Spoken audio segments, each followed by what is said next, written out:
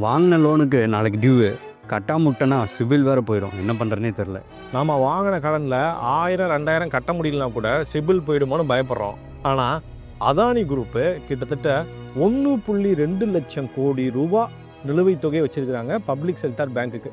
Corporate கம்பெனிங்க நினச்சா share மார்க்கெட்லேருந்து பணம் கொண்டு வரலாம், ஃபாரின் இன்வெஸ்ட்மெண்ட் கிடைக்கும். அதெல்லாம் விட்டுட்டு ஏன் பப்ளிக் செக்டார் பேங்க்லேருந்து லோன் வாங்குறாங்க? ஏன்னா அங்கே தானே ஆட்டையை போட முடியும்.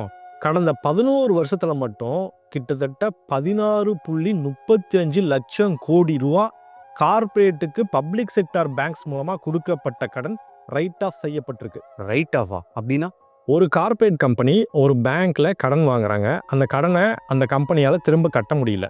அப்போ அந்த கம்பெனியோட சொத்துக்களை அப்படியே ஏலத்துக்கு விடுவாங்க. இன்னொரு கார்ப்பரேட் கம்பெனி அதை வாங்கிக்கும். 1 லட்சம் கோடி ரூபா கடன் கட்ட வேண்டிய இடத்துல வெறும் 100 கோடி ரூபா மட்டும் கட்டி அந்த கம்பெனியோட சொத்துக்களை இன்னொரு கார்ப்பரேட் வாங்கிடும். மீதி இருக்கிற பணத்தை திரும்ப வராத கடன் அப்படின்னு சொல்லிட்டு அந்த பேங்க் ரைட் ஆஃப் பண்ணிடும். உதாரணத்துக்கு வீடியோகான் கம்பெனியோட கடன் 90,000 கோடி. அதை வேதாந்தா வாங்கிருச்சு. ஆனால் அந்த கடனில் வெறும் 5% மட்டும்தான் கட்டியிருக்கிறாங்க.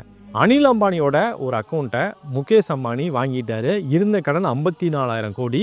அதில் வெறும் 2% தான் திரும்ப கட்டப்பட்டிருக்கு. இவ்வளோ பெரிய கடனை கார்ப்பரேட் கம்பெனிங்க கட்ட முடியல அப்படின்னாலும் 1 வருஷம் கூலிங் பீரியடுக்கு அப்புறம் பேங்க்குங்க மறுபடியும் அவங்களுக்கு லோன் கொடுக்குறாங்க. 2016 அனில் அம்பானியை ஸ்டேட் பேங்க் ஆஃப் இந்தியா ஃப்ராடுன்னு டிக்ளேர் பண்ணுறாங்க. ஆனால் அதே வருஷம் ரஃபேல் போர் விமானங்களுக்கான ஒப்பந்தத்தை நம்ம கவர்மெண்ட் அவருக்கு கொடுக்குது.